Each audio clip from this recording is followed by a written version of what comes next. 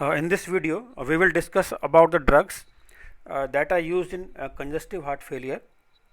We will start our discussion with the brief discussion on the what is cardiac failure and the reasons for that, and then we will proceed with the drugs that are mentioned in the syllabus. So let us begin with the introduction to this. Now the cardiac disorders can be broadly categorized into three types. One is cardiac ischemia. Now we have discussed about this disorder when we discussed about anti-anginal drugs.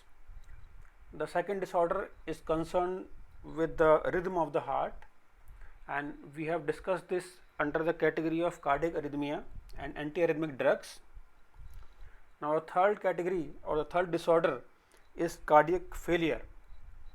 Okay, now this cardiac failure is defined as a condition when the heart is unable to pump the blood effectively at the rate that is required for the normal body functioning. Okay,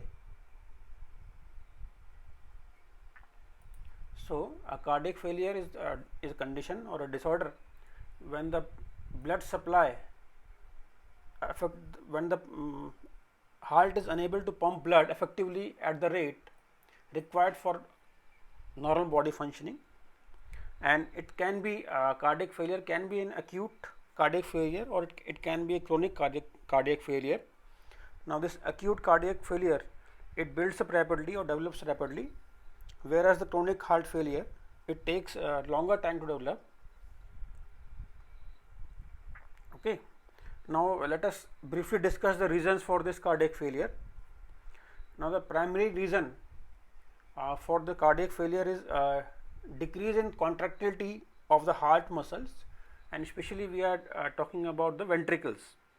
Now as the decrease in contractility of the heart muscle, especially the ventricles, now decrease in this contractility of the ventricles, it decreases the cardiac output and thus decreases the blood pressure and the blood flow to the kidneys. Now because of these decreasing of blood flow to the kidneys, it leads to development of edema in the lower extremities and in the lungs, and also may cause renal failure. Okay. Now another reason for cardiac failure is coronary artery disease or CAD. In this, the blood flow and the consequent delivery of oxygen to the heart tissue is reduced, and it is one of the major causes of cardiac failure. Now a third reason for cardiac failure is myocardial infarction. Now myocardial infarction or MI, it is defined as an irreversible damage to the heart tissue caused by the prolonged reduced oxygen supply. Okay, so all these three are the major reasons for the cardiac failure. Now coming to the drugs that are mentioned in the syllabus, the first is of the cardiac glycosides. Now this cardiac glycosides, they have been used since antiquity and since ancient times for both their therapeutic and toxic uses. Now as we know that glycosides, they comprise of a sugar part and a non-sugar part. The non-sugar part is also called by the name aglycone. So this glycosides, they comprise of a sugar part and a non-sugar part, that is called a aglycone. Now let us discuss the chemistry of aglycone part in the cardiac glycosides. Now this the aglycone part is a structure like this. Okay, now this is a steroidal structure. This structure is a steroidal structure. It has got 4 ring basically. This is ring A, ring B, ring C and ring D. Now these three rings A, B and C, they are 6-membered rings, whereas this ring D is a 5-membered ring system, and the numbering system in this steroidal ring system begins from here: 1, 2, 3, 4, 5, 6, 7, 8, 9, 10, this is position number 11, then 12, 13, 14, 15, 16 and 17. Okay. So, this is the numbering system and this is the steroidal structure that is present in the cardiac glycosides. Now, these cardiac glycosides, they differ from the steroidal hormones or steroidal drugs found elsewhere because of this ring fusion. Their ring fusion is different from that of the other steroids. Now, as we know, we have just discussed that these are 4 membered ring A, ring B, ring C and ring D. So, we have ring of fusion at this A and B, we have ring fusion at B and C, and we have ring fusion at C and D. Okay. Now, out of this A and B, fusion between this ring A and B and C and D, it is in this case the rings are fused by a cis conformation. Cis means both the hydrogens are on the same side of the plane. Now, whereas this B and C ring system, this B and C, this fusion, it is a transfusion. Herein the hydrogens are in the opposite side of the or opposite planes. Okay, as you can see, one is above the plane, another is below the plane. So, this is the also difference between the cardiac glycosides and the other steroids that we will discuss further when we discuss about the steroidal chemistry. Okay. So, this is the 4 fused ring structures in A, B, C and D, and then we have discussed about the fusion between ring A and B and C and D. These rings are fused by a cis, whereas the rings B and C they are fused by the trans. Also, if you look at the structure, now this is position number 10 and this is position number 13. Okay. Now, at position number 10 and position number 13, we have methyl groups. Now, these methyl groups are called as angular methyl groups. Okay. There are angular methyl groups at position number 10 and position number 13. Now, in addition to this, we have this hydroxyl group at position number 3. This is position number 3, and at position number 14. Now, this hydroxyl group at position number 3, it is involved in the formation of glycoside with the sugar. Okay. This is involved in the formation of glycoside, whereas this is normally unsubstituted. In addition to this, OH group can also be found at position number 12. This is the position number 12. Here also we can have an OH group, and in position number, this is 16.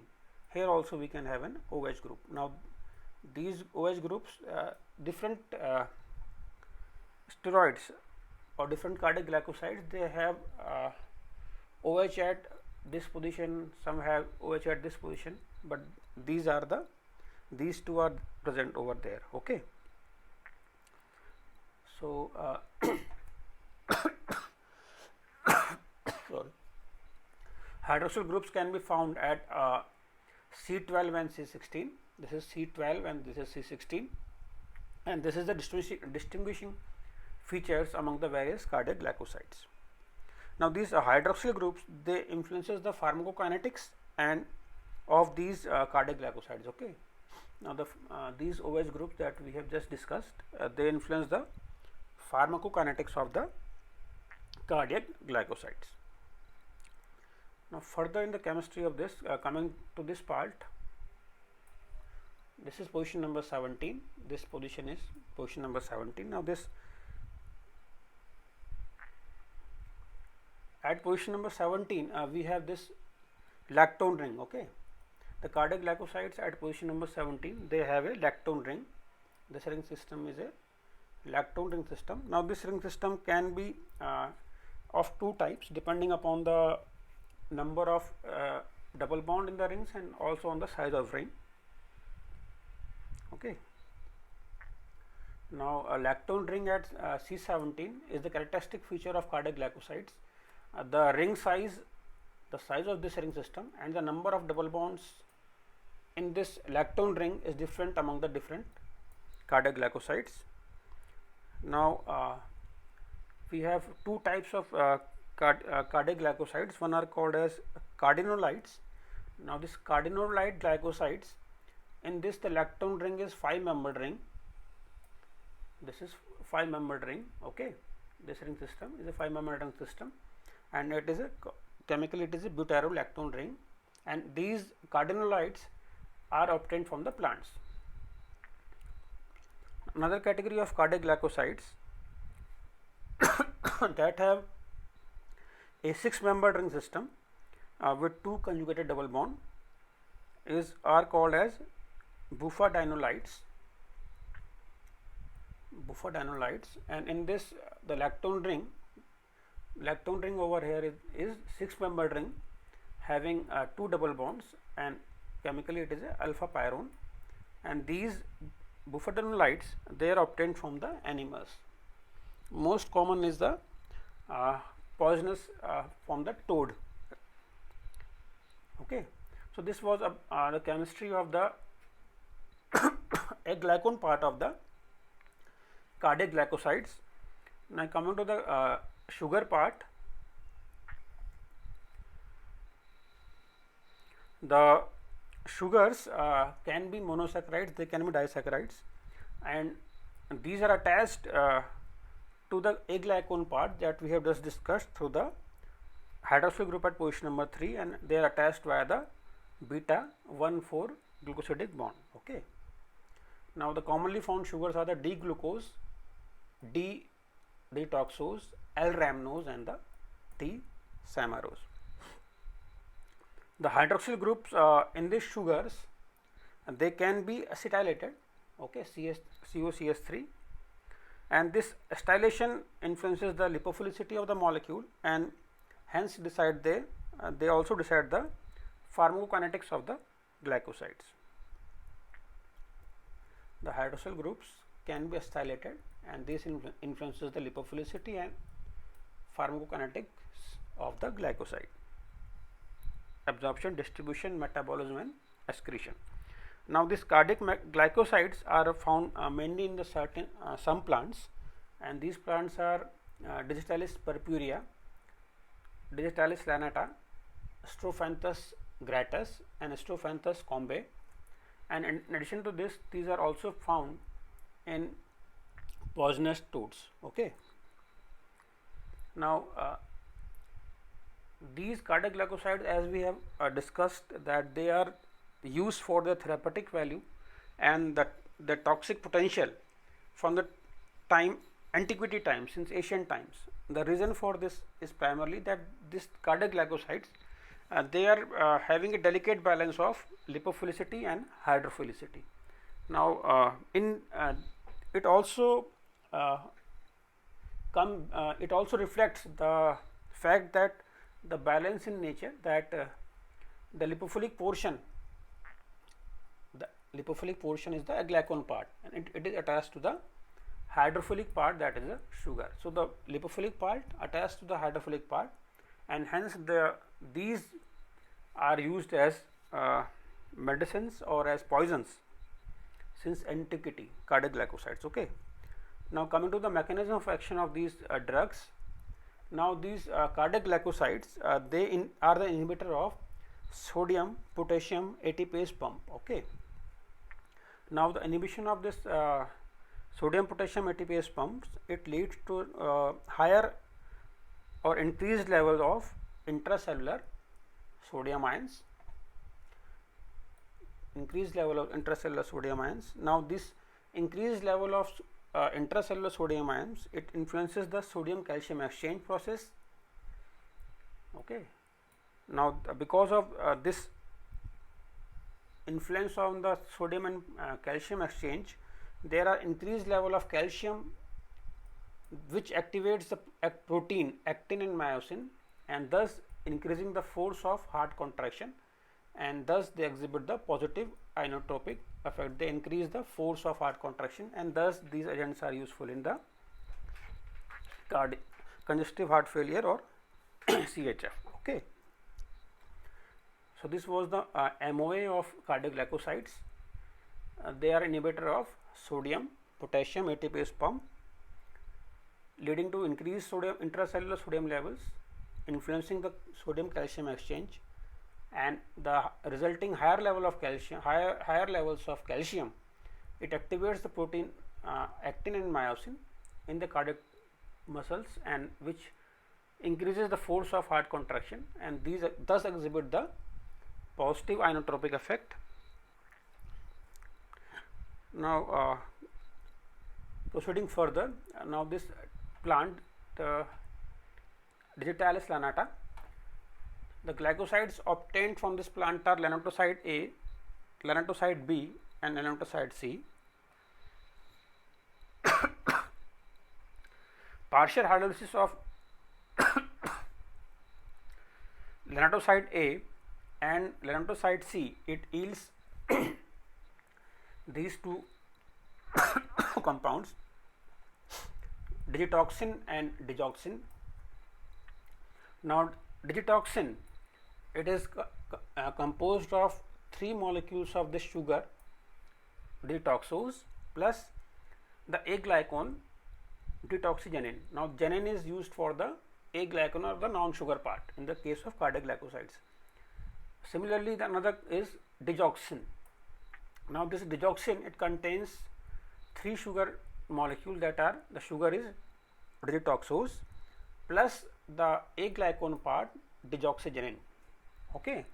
So if you look at the structure of these, this is the structure of deoxygenin, okay, and this is the structure of deoxygenin. Now genin is, as we have discussed, is the A-glycone part. Now the major difference, the only difference in these structure is the presence of this OH group at position number 12. Okay. Now this is the structure of the sugar digitoxose. It is present, it bonds to through this O. Okay. So this is the chemistry of these drugs, digitoxin and digoxin, and the mechanism of action of the drugs. Okay. Now coming further to the drugs in the syllabus, another drug is nestiride. Now this nestiride, it is a recombinant peptide, and it is similar to the endogenous ventricular natriuretic peptide. It is similar to the endogenous ventricular natriuretic peptide. Now this VNP is a endogenous hormone that is secreted by the cardiac cells. Okay. Now this VNP, it causes vasodilation and it increases the cardiac output without increasing the force of contraction. Okay. So these are also used. Now it is a if you look at the structure of this drug nestiride, it is a peptide of 32 amino acids. Okay. Now these are the 32 amino acids. One end is of that serine, another is histidine, and then we have in the structure a disulfide bond also formed between the cysteine and cysteine residues. Okay. So this is the structure of the drug nestiride. Another drugs in the syllabus are bosentan and tigecentan. Now both these drugs, bosentan and tigecentan, they are inhibitors of this endothelins. Okay. Now endothelins are the peptides. Now if you look at the structure of these drugs, they contain, this is a pyrimidine ring system, again this is a pyrimidine ring system. In addition to this, they also contain SO2 functionality, and this is the structure of the drug bosentan. The structure of tigecentan is like this. Okay. Now both of the drugs are having similar structure. The difference is in the case of tiosentan we have this additional tetrazole ring system, and the pyrimidine, second pyrimidine ring system, this over here is changed to this, and likewise there is a modification in the phenyl ring and also in the fragment over here.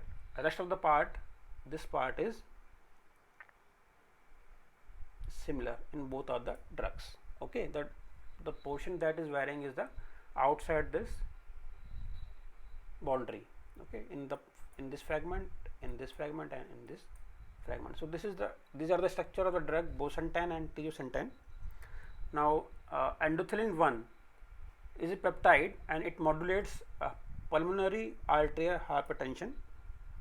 Now this endothelin 1, it has got two receptors, ETA and ETB.